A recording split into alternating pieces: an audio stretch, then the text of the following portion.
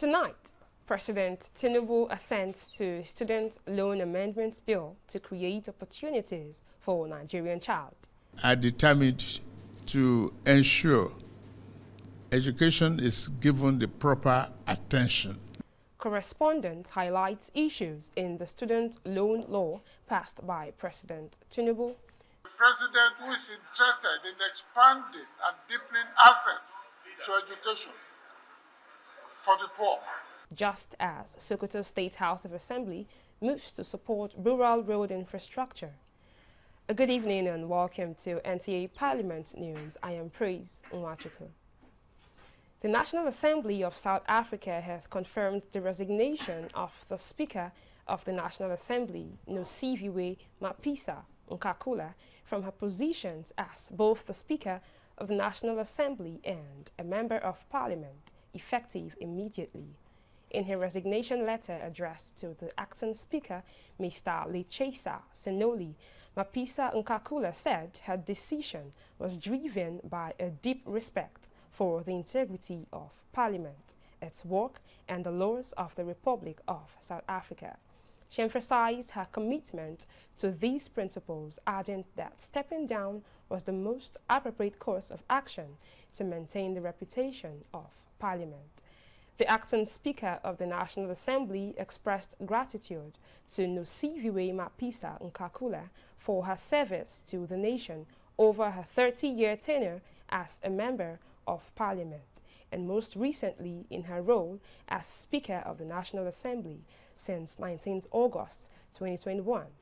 A statement from the National Assembly of South Africa indicates that Deputy Speaker Mr. Lechesa Senoli will continue in his role as acting Speaker of the National Assembly. President Bola Tinubu says his administration is determined to ensure that the education sector is given proper attention to develop and drive a more rapid growth of the country. The president said this as he signed the National Students Loan Scheme Amendment Bill at the State House. State House correspondent Musbao Danwahab traces the history of the student loan to a campaign promise. Active Nigerian youth, the greatest of the greatest of the greatest of the greatest. A vote-seeking Bola Ahmed Tinubu once had a pact with Nigerian students. 4 years program is 4 years. There will be student loan. If you cannot finance yourself, we give you a loan. You complete the education. When you get the work, only when you start working and with the capacity to pay, then you start to pay. Apparently, the students fulfilled their own side of the bargain by supporting him to presidency. And barely 2 weeks into his administration, President Tinubu signed the student loan bill into law as a Democracy Day gift to the students. But then, the provision of the act required an amendment for better effectiveness. Now, issues of management, eligibility, methods of application, repayments and recovery of loans, among others, have been addressed in an amended legislation as endorsed by the National Assembly. Now, the government is set for the implementation with the establishment of the Nigeria Education Loan Fund, NEDFund. We are determined to ensure education is given the proper attention necessary for the country, including skill development programs. Education is the tool to fight against poverty effectively. Promise kept, President Tinubu says his administration's vision is to ensure inclusiveness in education. In the past, you've seen a lot of our children drop out of colleges and given up the opportunity. That is no more. The standard and the control is there for you to apply no matter who you are, as long as you are a Nigerian citizen. This is to ensure that no one, no matter how poor their background is excluded from quality education and opportunity to build their future. The days when students will be struggling to sponsor themselves in their various educational endeavors is over, both at the tertiary and those who are seeking skills, who are seeking to be skilled, to be empowered, to move on with their lives. So it's a very great day for the country. We are happy, and you see that even Nigeria's parents will be happy, and we pray that those given the responsibility will effectively carry it out. With the grey areas sorted, implementation is expected to begin in earnest for the eligible students. From the State House, Musbao and Wahab, NTA News. With me to discuss the benefits of the Student Loan Amendment Bill assented by President Bola Tinubu is Dr. Adoyi Omale, a former Student Union President of Ahmadu Bello University, Zaria. Sir, you're welcome. Thank you very much. Good afternoon.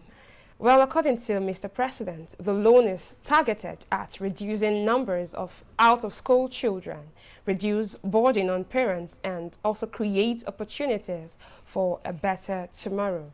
And now that the President, Bola Ahmed Tinubu, has signed the Student Loan Amendment Bill into law, what exactly is the implication to the educational system of the country, particularly the plight of the underprivileged children in the society? Well, this is one of the landmark bills that this government will be remembered for. What makes this bill very unique to me and what makes it very, very appealing is adding artisans and others who are going into vocational education.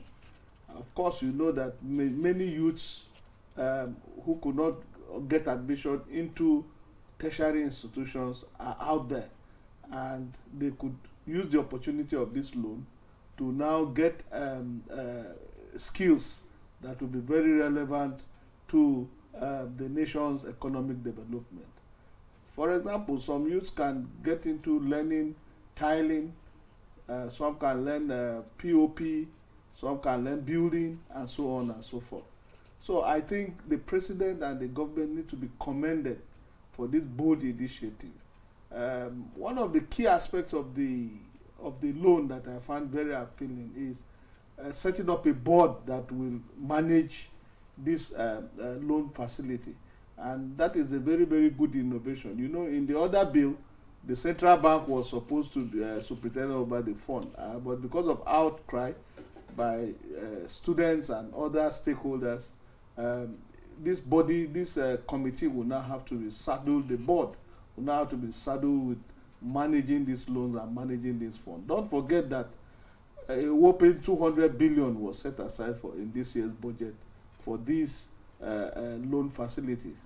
And another, from the bill, 1% of the collections by the revenue agencies, customs, inland revenue, and so on, will be earmarked, which by the estimate of this year's budget, if you put all their total revenue, it will amount to almost 190-something billion annually, which is very, very huge. And if the students can access this money, it will go a long way in cushioning the education of most of the students that are going to benefit. Well, what advice will you give to ensure smooth implementation of the loan? Yes, the only advice I will give, just like everything about Nigeria, is for the government to put a serious mechanism in place for its implementation. Let it not be abused. Let it not be hijacked by some bureaucrats or some people in the Federal Ministry of Education and so on. The government must institute mechanisms to checkmate any attempt to to either corruptly mismanage the funds that are going to be set aside, and to ensure that it is those that it is meant for that should benefit from this loan scheme. If that is done, then it will be a very, very good plus to the Tinubu government for having instituted this into our system. All right. Well, thank you so much, Dr. Adoyi Omale, for being a part of our news. Thank you, my pleasure. The reenactment of the Students' Loan Access to Higher Education Bill 2024 rekindles hope for the commencement of the scheme, which many believe will expand access to education, especially for the less privileged in the society. National Assembly correspondent Mitaire Ikpen, in our next report, highlights some of the issues in the executive bill which has been passed expeditiously by the Red and Green Chambers and assented to by President Bola Tinubu. The Students' Loans Access to Higher Education Act 2023 was signed into law by President Bola Tinubu on 12th June 2023. However, certain challenges with that act were observed and pointed out by citizens and interested groups with regards to implementation. They include the imposition of the CBN governor to manage the Nigeria Education Loan Fund, whereas this is outside the core mandate of the Apex Bank. Under the 2023 Students' Loans Act, students can only apply for loans to pay tuition fees without provision for upkeep and other institutional costs which may arise while schooling. Again, the Act initially allows only applicants with a combined family income of less than 500,000 per annum, disqualifying those with less income. These and other bottlenecks compel the executive arm of government to reintroduce the Students' Loan Access to Higher Education Repeal and Reenactment Bill 2024 to address the gaps and ensure greater inclusion of the Nigerian youth in the scheme. The new bill now establishes the Nigerian Education Loan Fund as a corporate body that provides loans to qualified Nigerians for tuition fees, charges, and upkeep costs during their studies in approved tertiary education institutions, as well as vocational and skills acquisition institutions in the country. The new bill also removes the family income threshold to enable Nigerian students apply for loans and accept responsibility for repayment. It also removes the guarantor requirement so that students can apply for and receive loans. The redrafting of the eligibility criteria lawmakers believe presents the Tinubu administration as a listening government. We have a president who is interested in expanding and deepening access to education for the poor. The bill, as represented, has taken care of the issues of process of application. It has taken care of the issues of what is expected of applicants to place before the government, and in fact repayment. I see it as one of those that seeks to balance the gap in education for the rich and the poor.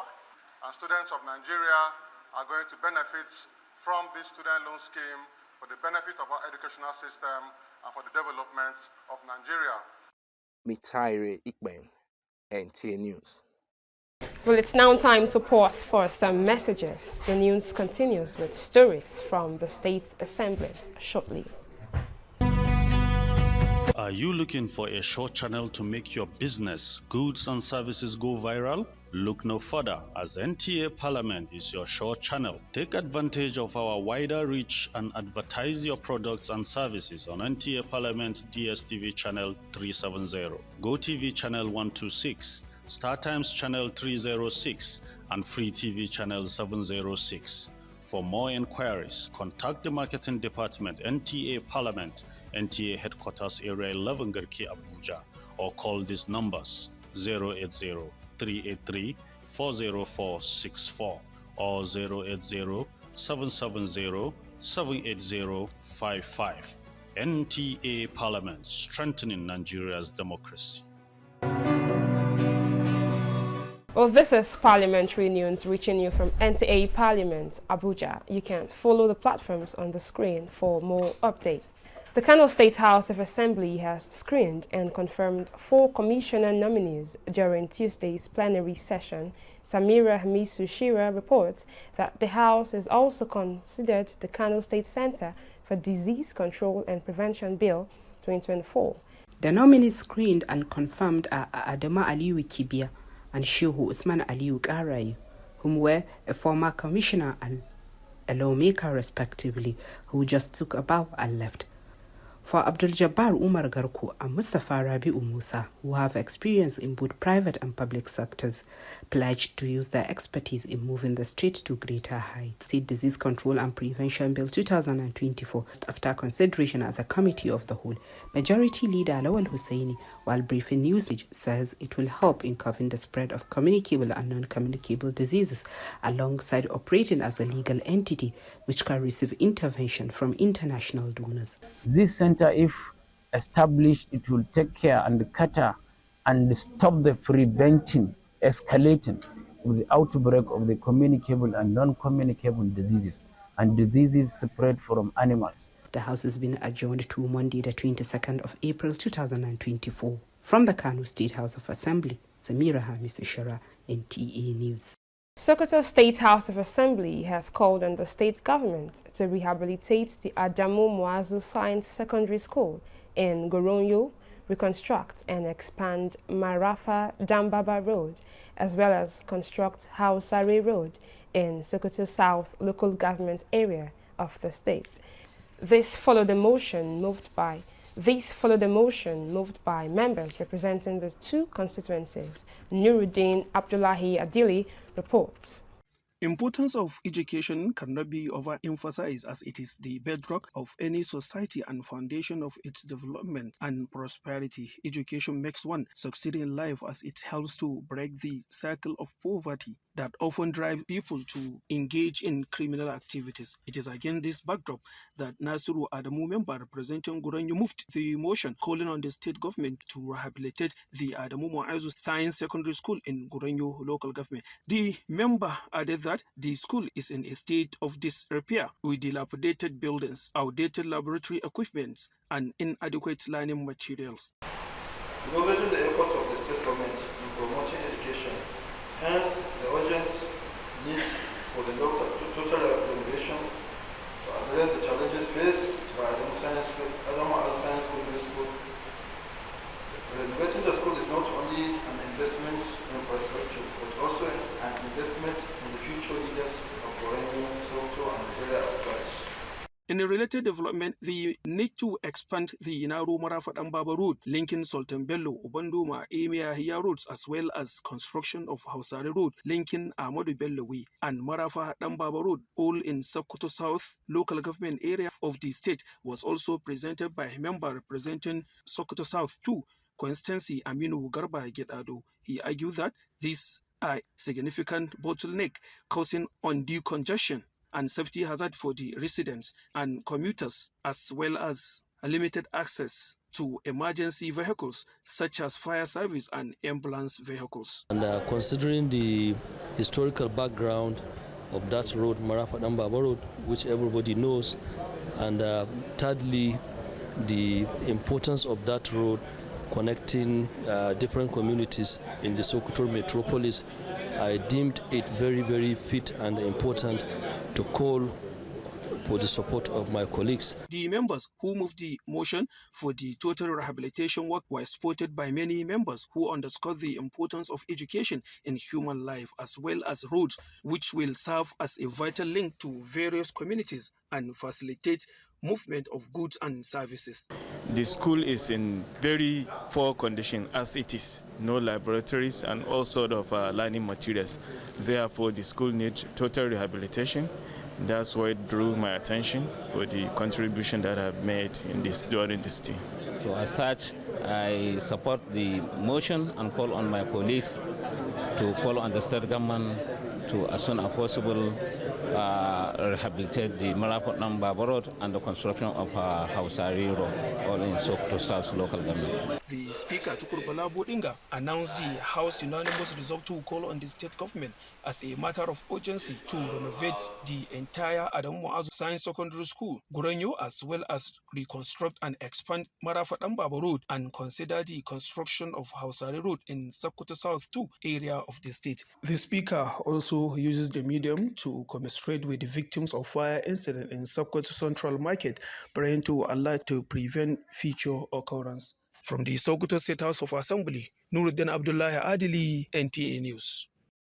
Due to the danger associated with inhaling dust, Sokoto State's House of Assembly has called on the contractor handling Sokoto Talata Mafara Road to be watering the construction site to reduce the menace on motorists. Nuruddin Abdullahi Adili again reports that this came after stakeholders complained about the project at the State Assembly complex. The report. Road construction promotes the socio-economic life of the people. However, in the process of construction, the dust causes concern to surrounding communities and road users. Also, inhaling dust sometimes causes serious health problems. It is against this background that a lawmaker representing Dengue Shuni, Siraju Muhammad Shuni, brought the matter before the Assembly to call on the attention of the contractor handling the construction of Sokoto Talata Mafara Road. The lawmaker was also moved by calls and complaints by motorists flying the road, his constituents and that of Tureta local government on the need to be watering the construction site at least twice a day. The federal controller of the works, who spoke to the newsmen, noted that they will work closely with the lawmaker representing Dengishuni and promised to locate boreholes that will be used in watering the affected construction sites. The main agenda of the meeting is regarding to the issue of dust. It's a serious challenge, especially in this period of fasting. So we call the attention of the contractor on issue of watering the construction zone. And he shows certain challenges, and he agreed to assist the contractor in sourcing out the existing boreholes we have on that corridor. The lawmaker Siraju Muhammad Shuni promised to do all it takes to ensure that the company's weights match their actions. In Sokoto, Nuruddin Abdullahi Adili, NTA News. The Osun State House of Assembly has commenced discussion around the constitutionality and legality of creating 4 additional state constituencies to the existing 26 state constituencies in the state. State Assembly correspondent Muyiwa Omowumi has details of the plenary. So symbolizes the occupation of our dear state. Natural resources, equally food, tea, the milk, and milk, food for farmers. After listening to various contributions from the lawmakers at the hallowed chamber, the Speaker of Osun State House of Assembly, Right Honorable Adewale Egbedu, noted that a series of benefits will be derived from the passage of Osun State Anthem, Crest and Flag Amendment Bill because it symbolizes the identity of the state and uniqueness in the country. Our flag bill, Amendment #1 bill, 2024, and the final passage of the bill. The final copy of the bill will be reduced to due course and forwarded to His Excellency, the Executive Governor of Osun State, Senator Ademola Johnson, for his assent. Thank you.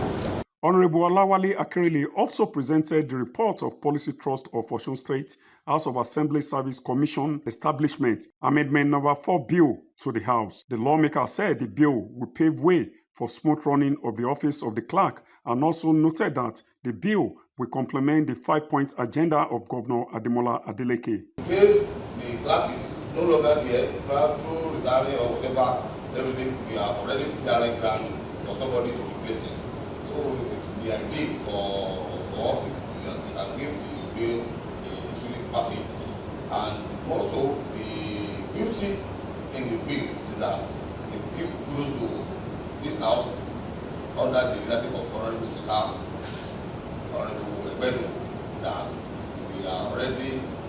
bearing ground for competent acts. The Speaker, however, added that positive gains will be derived from the bill if passed into law, especially adding value to Osun State House of Assembly. The bill then passed second reading at the plenary. From the Osun State House of Assembly, Muiwa Omowumi, NTA News. Well, that's the size of our bulletin for this evening. You can follow NTA Parliament on the platforms scrolling on your screen for more updates. Thanks for staying with us. And once again, I am Praise Nwachuku. Bye for now.